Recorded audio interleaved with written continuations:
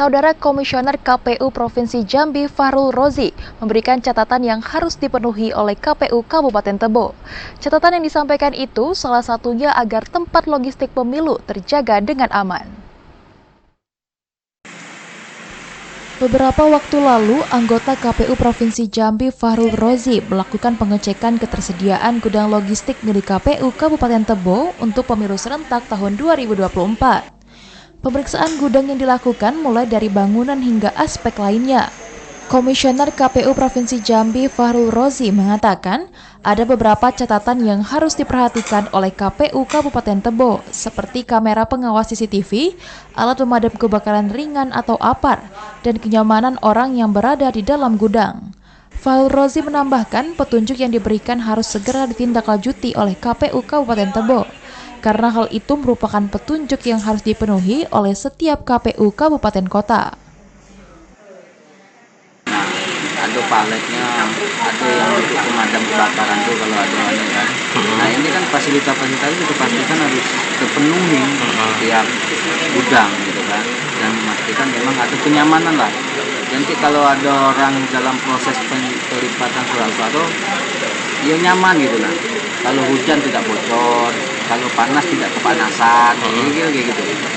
Makanya kita tinjau hari ini untuk kita memberikan masukan untuk dilakukan perbaikan. Ketua KPU Kabupaten Tebo Atiul Fadia mengaku dari 3 gudang logistik yang disiapkan hanya di gudang ketiga yang masih banyak kekurangan, ditambah bocornya atap gedung saat hujan. Alhamdulillah, jadi di situ kita memang bagaimana nanti akan mengusahakan supaya ada celah bagi kita untuk mengajukan rehab. Kan kita kemarin sudah menyaksikan bersama, memang ada kebocoran. Dari awal kita sudah antisipasi, cuman hujan tidak turun-turun. Karena kemarin begitu hujan lebat, nah itu baru ketahuan bahwasanya ada kebocoran di mana-mana. Karena yang namanya uang sewa juga sudah tinggal sedikit, maka kita maunya sisa dari uang sewa itu kalau bisa kita alihkan ke rehab. Intizam TVRI Jambi melaporkan. Kepolisian Resort Muaro Jambi mengerahkan personil untuk menjaga logistik pemilu yang telah tiba di KPU. Tak hanya itu, gedung penyimpanan logistik pemilu juga diberikan kamera pengawas CCTV. KPU Kabupaten Muaro Jambi telah menerima sejumlah logistik perlengkapan pemilu serentak 2024. Logistik itu diantaranya 6.505 kotak suara, 5.184 bilik suara, dan 124.697 segel. Logistik yang telah tiba langsung disimpan di gedung milik KPU Muaro Jambi. Logistik pemilu ini dijaga ketat oleh pihak Polres Muaro Jambi dengan mengerahkan 4 personel untuk menjaga keamanan di kawasan gedung penyimpan logistik pemilu. Tantangan logistik khususnya di KPU Kabupaten Muaro Jambi sini sudah tahap ketiga kalau yang kemana sebenarnya, sudah 3 kali. Jadi memang yang datang baru kotak suara, bilik suara, segel, dan tinta. Untuk surat suara kemungkinan nanti menjelang saat pencoblosan di bulan Februari. Untuk personel kami plotting 6 orang dengan sistem jaga persib bergantian di kantor KPU, kantor Bawaslu, serta saat ini di gudang logistik. Selain dijaga ketat pihak kepolisian, gedung penyimpan logistik juga diberi kamera pengawas CCTV atau televisi sirkuit tertutup yang dipasang oleh pihak penyelenggara pemilu. CCTV tak hanya dipasang di dalam gedung, namun juga di berbagai posisi di luar gedung. Azam Afnan, TVRI Jambi melaporkan. Informasi lainnya, Saudara, Bawaslu Kota Jambi mengingatkan KPU untuk pengamanan non-teknis logistik pemilu serentak tahun 2024. Pengamanan ini dilakukan agar kondisi logistik tetap terjaga dengan baik hingga usainya penyelenggaraan pemilu serentak tahun 2024. Sejumlah logistik pemilu serentak tahun 2024 telah tiba di Kota Jambi. Beberapa logistik yang telah datang diantaranya segel suara, bilik suara, dan kotak suara. Menyikapi datangnya sejumlah logistik pemilu serentak ini, Bawaslu Kota Jambi mengingatkan kepada KPU Kota Jambi untuk memperhatikan keamanan logistik. Salah satunya pengamanan non-teknis seperti hujan dan hama. Logistik pemilu serentak sangat rentan terhadap hujan dan hama. Tak hanya itu, KPU juga harus lebih intens menjaga logistik pemilu dari gangguan aksi pencurian. Pengamanan ini dilakukan agar kondisi logistik tetap terjaga dengan baik hingga usainya penyelenggaraan pemilihan umum tahun 2024. Ya, kita minta tadi sesuai kita sampaikan kepada KPU tadi untuk memastikan hal-hal non teknis. Hal-hal non teknis seperti saat ini kita tahu teman-teman hari ini sudah mendung dan yang ada langkah-langkah antisipasi kita pastikan proses bongkar ini bisa berjalan lancar atau kalaupun misalnya akibat cuaca untuk cepat dilakukan oleh antisipasi oleh KPU ataukah dihentikan sementara ataukah dilakukan proses schedule lanjutan.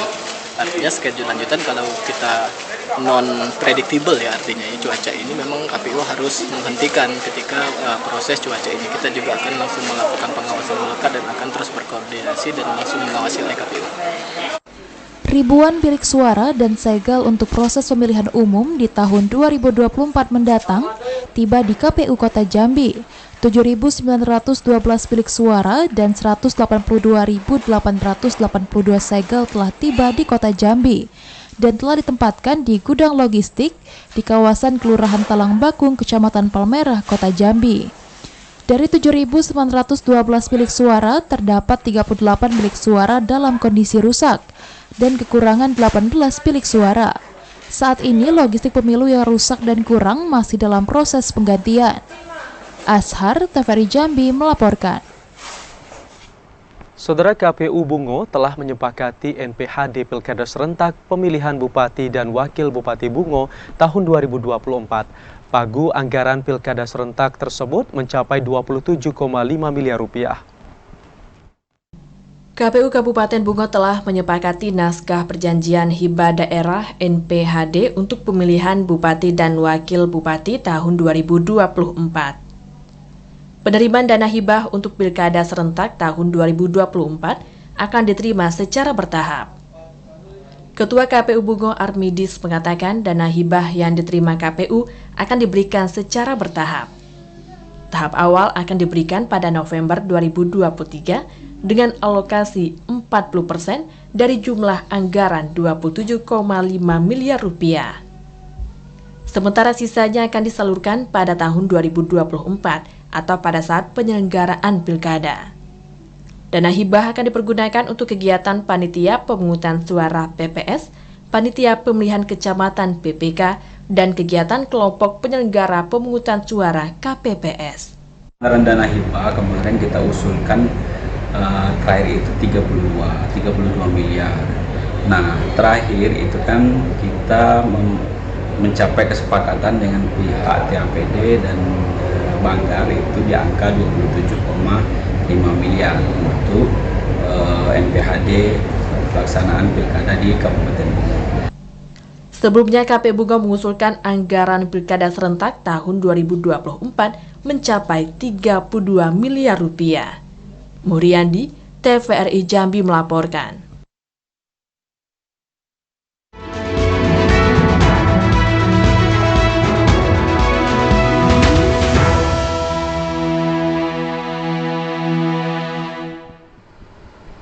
Saudara, tetaplah bersama kami di Jambi hari ini karena masih terdapat banyak sekali informasi penting dan menarik lainnya untuk Anda. Di antaranya, Dinas Pendidikan Provinsi Jambi diminta untuk segera melakukan tindakan terkait polemik pungli di SMA Negeri 2 Kota Jambi.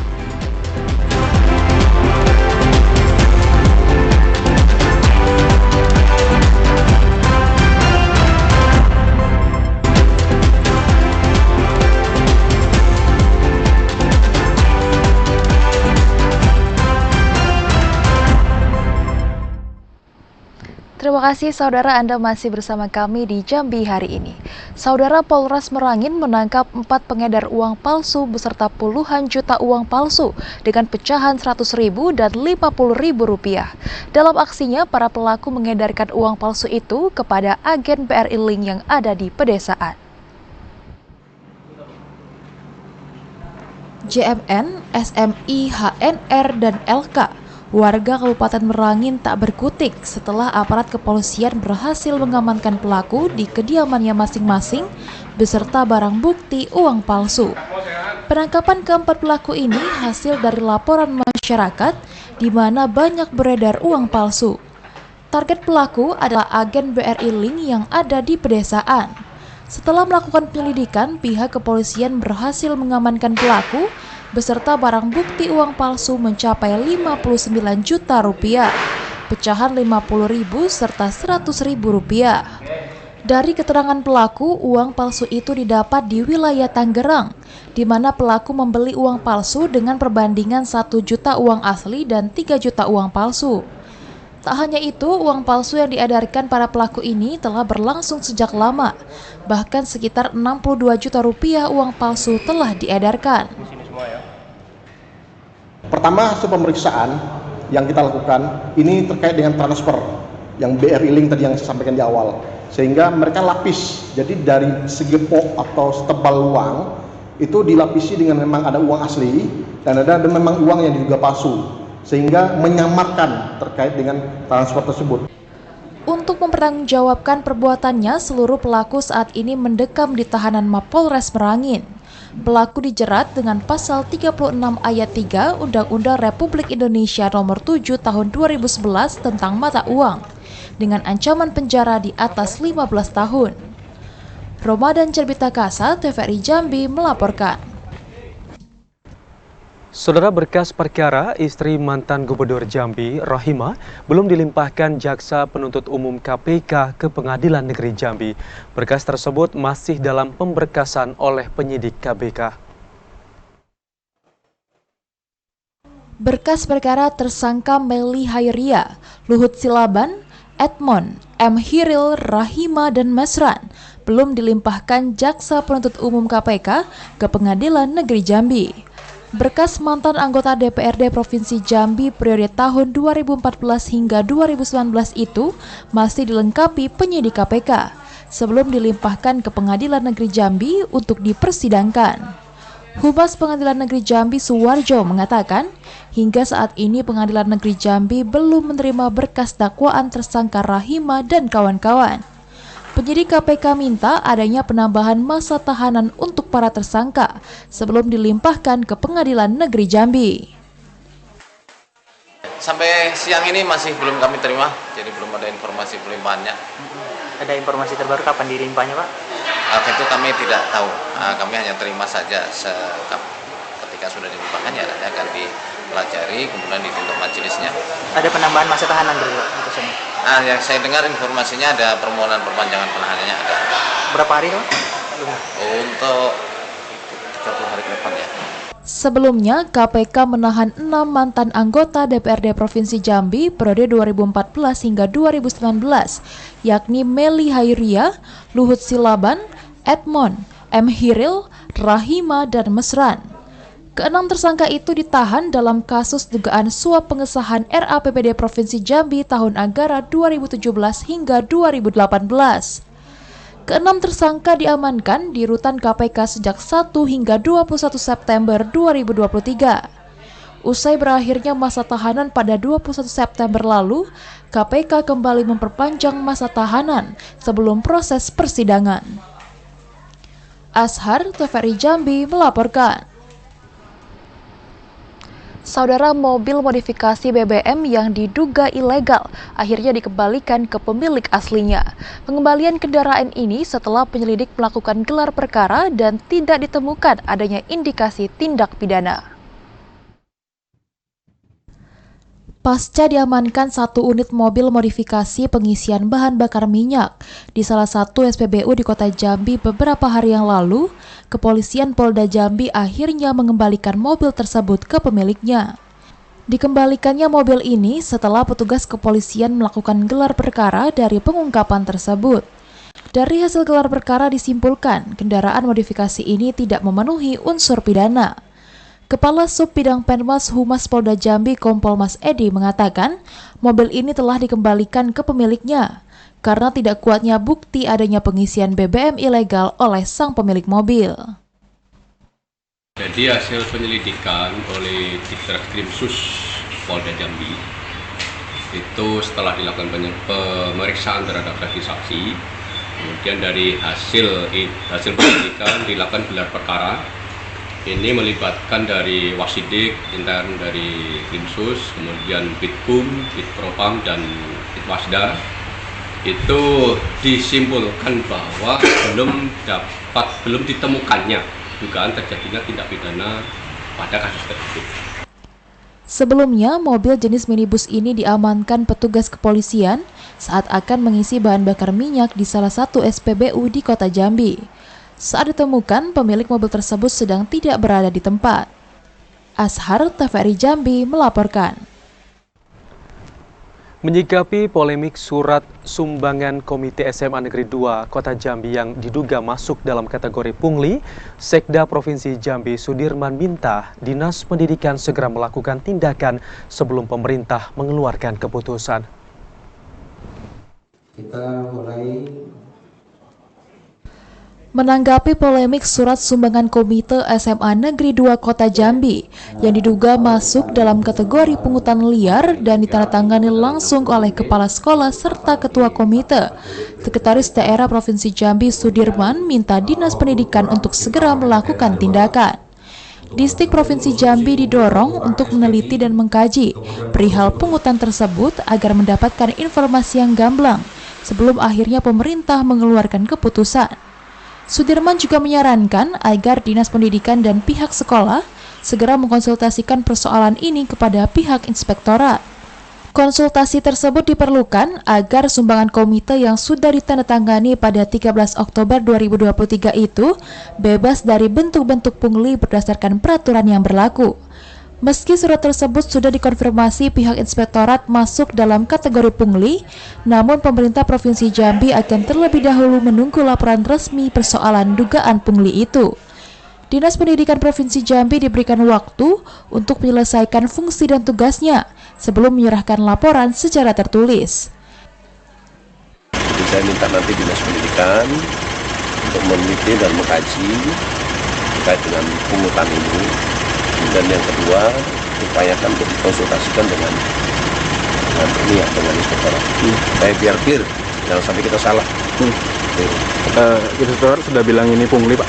Saya selaku pimpinan di OPD tentunya kita harus memperoleh laporan secara tertulis. Nanti biar Dinas Pendidikan setelah dilaporkan kepada kami maupun Pak Gubernur nanti akan ada sikapnya. Jadi biarkan laporan itu nanti dikaji, diteliti secara tertulis dan laporkan kepada pimpinan, nanti pimpinan akan ambil sikap. Mudah-mudahan jangan terlalu lama. Jika nantinya menyalahi aturan, Sudirman minta para pihak untuk mencabut surat tersebut agar tidak menjadi persoalan hukum di kemudian hari. Randy Arta, TVRI Jambi melaporkan.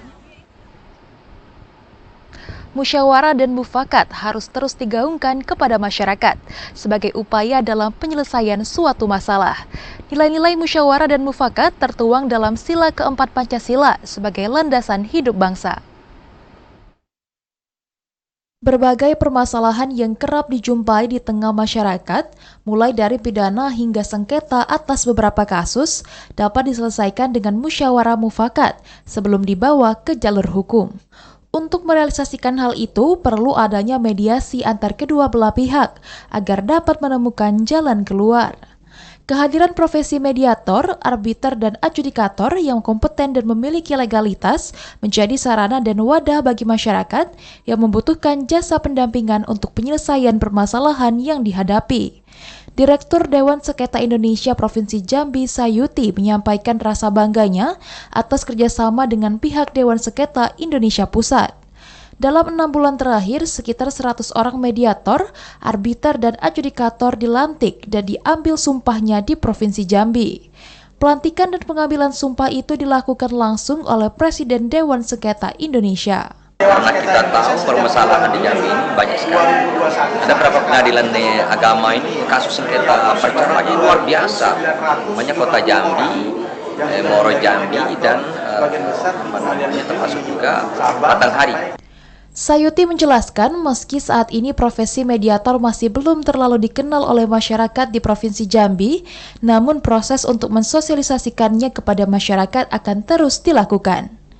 Joko, TVRI Jambi melaporkan. Saudara, ratusan warga kota Jambi mengecam kekejaman yang dilakukan Zionis Israel terhadap warga Palestina. Ratusan warga ini menggelar aksi turun ke jalan dan sholat goib di lapangan kantor Gubernur Jambi. Ratusan warga kota Jambi mengecam kekejaman tentara Israel terhadap warga Palestina. Penolakan kekejaman Israel itu dilakukan dengan menggelar aksi solidaritas Palestina di Simpang 4 Bank Indonesia, Kota Jambi. Warga menolak keras atas tindakan tentara Israel yang telah membunuh ratusan jiwa warga Palestina. Peserta aksi juga berharap pemerintah Indonesia termasuk pemerintah Provinsi Jambi turut membantu warga Palestina. Tidak hanya menghancurkan gedung atau fasilitas umum, kekejaman Zionis Israel juga dianggap melanggar hak asasi manusia. Selain itu, ratusan warga kota Jambi ini juga melakukan sholat goib dan doa bersama untuk seluruh korban. Berhentikan aksi-aksi kekejaman Zionis Israel yang tentunya melanggar hak-hak asasi manusia dan juga melanggar hukum-hukum internasional, seperti yang kita ketahui bahwa rumah sakit, rumah ibadah, bahkan rumah rakyat sipil sekalipun, bahkan teman-teman pers di sana itu juga dibantai oleh Zionis Israel. Doa kita untuk korban tentunya pastinya agar semoga beliau syahid tentunya, dan berada yang keluarganya ditinggalkan tabah dengan apa yang sudah terjadi di sana, dan insya Allah sebenarnya di Palestina pun orang-orangnya itu orang-orang yang merindukan syahidnya. Aksi damai itu sebagai pernyataan sikap bahwa Palestina telah merdeka, sehingga penjajahan yang masih terjadi harus dihapuskan. Joko, TVRI Jambi melaporkan. Proses penerimaan P3K memasuki tahap verifikasi masa sanggah. 170 peserta sampaikan sanggahan. Informasi selengkapnya akan kami hadirkan usai jeda. Tetaplah bersama kami di Jambi hari ini.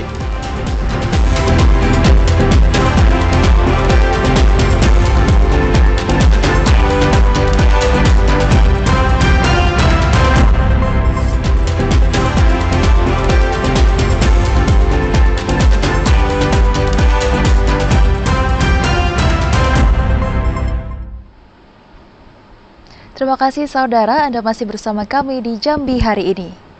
Saudara, sebanyak 57% atau 293 orang peserta yang dinyatakan tidak lolos dalam seleksi pemberkasan pegawai pemerintah dengan perjanjian kerja di lingkungan Pemkab Sarolangun mengajukan sanggahan. Dari 512 orang peserta yang gugur atau tidak lolos berkas administrasi dalam seleksi penerimaan P3K di lingkungan pemerintah Kabupaten Sarolangun, 293 orang diantaranya telah mengajukan sanggahan pemberkasan pendaftaran.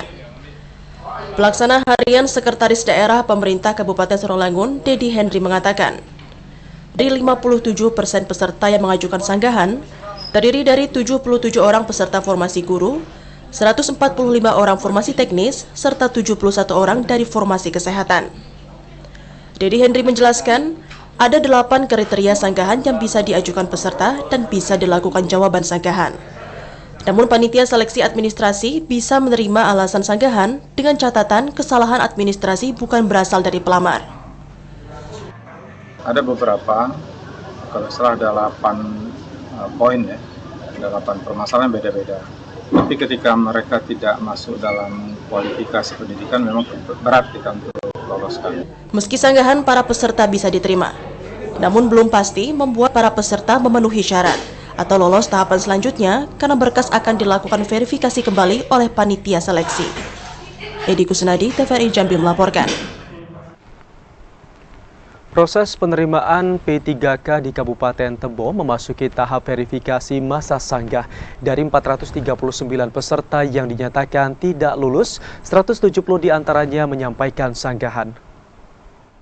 Seleksi penerimaan P3K tahun 2023 di Kabupaten Tebo memasuki verifikasi masa sanggah. Dari 439 pelamar yang dinyatakan tidak memenuhi syarat, 170 pelamar lainnya menyampaikan sanggahan. Kabid BKPSDM Kabupaten Tebo Ruman Syafudin menjelaskan, 170 pelamar yang menyampaikan sanggahan langsung dicatat dan diproses, sementara sisanya dianggap menerima keputusan hasil seleksi penerimaan P3K 2023. Saat ini tim panitia seleksi penerimaan P3K sedang menjawab sanggahan yang disampaikan pelamar. Hasil jawaban sanggahan akan disampaikan pada 28 Oktober 2023. Setelah pengumuman, para pelamar tidak lagi memiliki kesempatan untuk menyampaikan sanggahan, karena proses penerimaan P3K akan dilanjutkan ke tahap seleksi berikutnya. MS itu tentu ada dokumen-dokumen atau persyaratan-persyaratan yang tidak memenuhi syarat. Sekiranya pelamar ini kemudian meyakini bahwa dokumen yang diunggah ataupun yang disampaikan itu memenuhi syarat, maka pelamar berhak untuk melakukan sanggah. Terhadap sanggah ini nanti akan kita verifikasi kembali. Pada tahun ini Kabupaten Tebo membuka 395 formasi P3K dengan rincian 205 tenaga pendidik, 105 tenaga kesehatan, dan 80 tenaga teknis. Dari 2.276 berkas pelamar yang masuk ke BKPSDM, 1.837 diantaranya dinyatakan lulus seleksi pemberkasan. Intizam TVRI Jambi melaporkan. Saudara, Pemkab Muaro Jambi membuka kesempatan bagi semua cakades untuk memberikan tanggapan pada keberlangsungan pilkades yang telah terlaksana. Masa sanggah ini akan berakhir pada 30 Oktober 2023. Pelaksanaan pemilihan Kepala Desa Serentak tahap 2 tahun 2023 yang berlangsung pada 25 Oktober lalu berlangsung lancar. Saat ini tahapan pilkades memasuki tahapan masa sanggah, yakni tentang keberlangsungan pemungutan suara di seluruh tempat pemungutan suara di 33 desa dalam 10 kecamatan lingkup Kabupaten Muaro Jambi. Sekretaris Daerah Muaro Jambi Budi Hartono mengatakan, masa sanggah berlangsung selama 3 hari jam kerja, dimulai pada 26 hingga 30 Oktober 2023. Hingga hari kedua, Dinas Pemberdayaan Masyarakat dan Desa belum menerima laporan dari peserta pilkades. Apabila tidak ada sanggahan dan permasalahan lainnya yang ditemukan pada tahapan pilkades serentak, pelaksanaan berlanjut pada tahap penerbitan surat keputusan penjabat Bupati Muaro Jambi untuk pelantikan seluruh cakades yang terpilih. Desa sudah melaksanakan pleno dan hari ini adalah hari kedua untuk masa sanggah. Jadi kita beri kesempatan 3 hari untuk menyanggah hasil perhitungan suara. Jadi nanti kita tunggu sampai hari Senin 3 hari, dan setelah itu apabila tidak ada yang menyanggah, kita dari panitia pemilihan kepala desa akan menyampaikan kepada Bupati melalui camat, dan selanjutnya akan diterbitkan SK pengangkatannya. Budi Hartono menambahkan, pemerintah Kabupaten Muaro Jambi telah menentukan prosesi pelatihan para cakades yang terpilih, yakni pada 15 Desember 2023. Budi Hartono mengimbau kepada seluruh calon kades yang terpilih agar dapat merangkul dan menjalin kerjasama dengan calon lainnya yang belum beruntung. Kolaborasi ini dalam upaya membangun dan memajukan daerah untuk kesejahteraan masyarakat. Azam Afnan, TVRI Jambi melaporkan. Pemilihan Kepala Desa serentak untuk 37 desa di Kabupaten Sorolangun tahun 2024 mendatang ditunda hingga tahun 2025. Hal ini dilakukan karena adanya arahan dari Kemendagri terkait pelaksanaan pilkades serta adanya gelaran pemilu serentak tahun 2024. Pelaksanaan pemilihan kepala desa di Kabupaten Sorolangun yang direncanakan digelar pada tahun 2024 mendatang secara resmi ditunda. Sebanyak 34 kepala desa yang habis masa jabatannya dan 3 kepala desa yang mencalonkan diri sebagai calon anggota legislatif DPRD Sorolangun dipastikan akan dijabat PJS. Kepala Dinas Pemberdayaan Masyarakat dan Desa Kabupaten Sorolangun Mulyadi mengatakan, penundaan dikarenakan adanya arahan serta surat edaran dari Kementerian Dalam Negeri perihal pelaksanaan pemilihan kepala desa di masa tahapan pemilu dan pilkada serentak. Pelaksanaan pilkades harus dilaksanakan sebelum tanggal 1 November tahun 2023. Kita mengikuti moratorium Kemendagri untuk pelaksanaan pilkades yang 2024 itu kan sudah pelaksanaan. karena berbarengan dengan pemilu legislatif, kemudian pemilu presiden, sehingga kita menyesuaikan jadwal. Kemungkinan kan kita tunggu sampai tahun 2025. Kalau yang habis masa jabatan 37 orang kepala desa, kemudian yang mengundurkan diri dari Kades akibat ini kan ada 3 orang. Pemkab Sarolangun akan menggelar Pilkades serentak di tahun 2025 mendatang. Diperkirakan akan dilaksanakan di bulan Juni dan Juli 2025. Edi Kusnadi, TVRI Jambi melaporkan. Berbagai rangkaian kegiatan yang dilaksanakan perwakilan Kemenko Provinsi Jambi pada Hari Uang Republik Indonesia yang ke-77 tahun berlangsung sukses.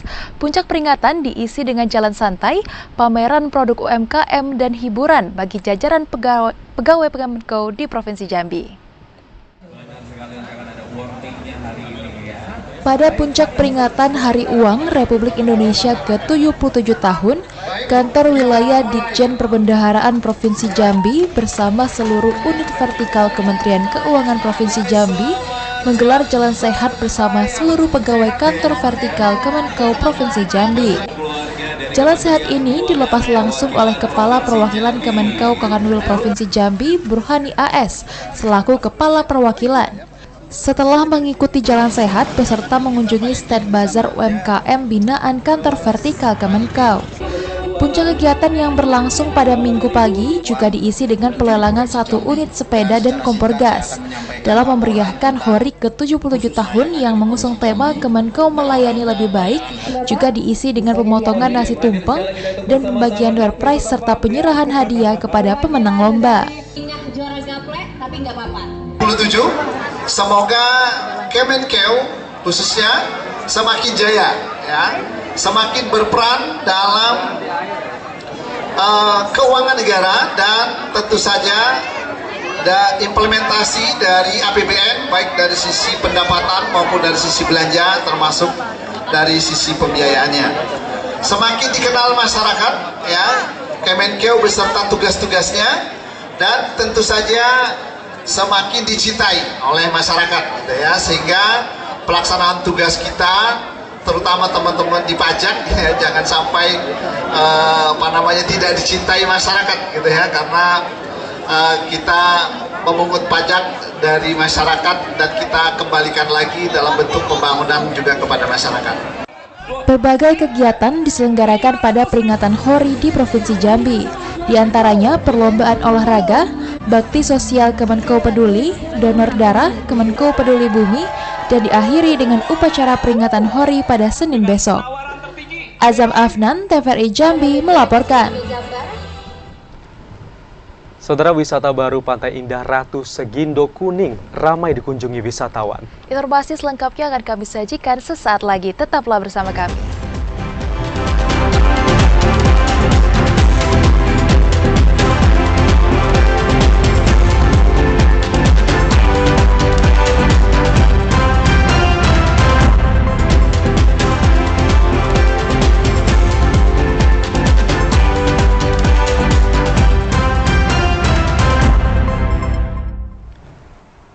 Terima kasih Anda masih bergabung bersama kami di Jambi hari ini. Saudara, 17 provinsi dari 34 provinsi yang mengikuti perlombaan STQH tingkat nasional ke-27 telah tiba di Provinsi Jambi dan dijadwalkan peserta dari 12 provinsi akan tiba di Provinsi Jambi pada hari ini.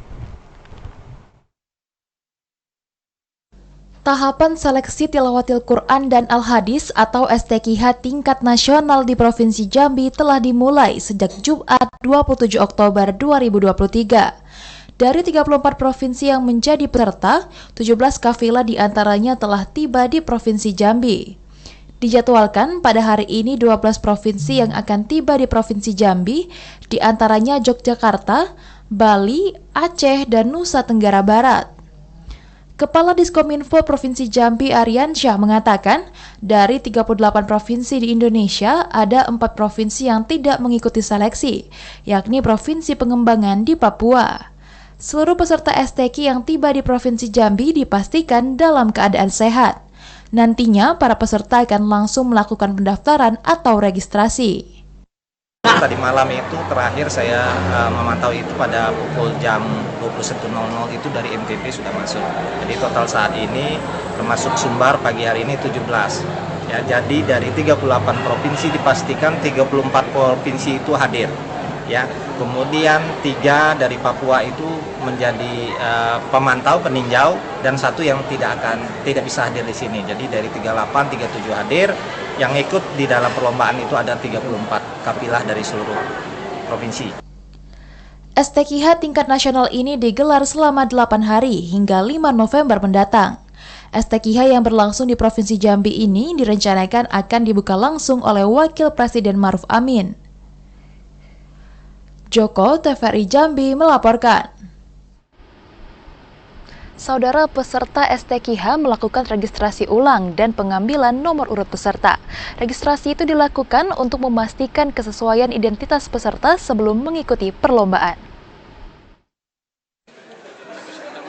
Peserta STQH ke-27 tahun 2023 melakukan registrasi ulang pendaftaran di MTS Negeri 2 Jambi pada Minggu siang. Registrasi ulang para peserta ini dilakukan untuk mendata ulang identitas para peserta sebelum mengikuti perlombaan. Selain mendata ulang identitas peserta, pada kegiatan ini juga turut dilakukan pengambilan nomor urut peserta. Nomor urut ini diambil dengan cara diacak menggunakan aplikasi. Kasubdit MKT Kementerian Agama Republik Indonesia Rizal Ahmad Rangkuti mengatakan, peserta perwakilan dari sejumlah provinsi telah melakukan registrasi ulang pendaftaran. Ditargetkan hari ini seluruh peserta telah melakukan registrasi ulang sebelum perlombaan. Pendaftaran prinsip sudah kita lakukan dari kemarin. Jadi tanggal 28 hari Sabtu kemarin 28 Oktober kita sudah melakukan registrasi sebanyak 9 provinsi dan dilanjutkan hari ini sampai dengan pagi ini jam 10 WIB itu sudah 6 provinsi.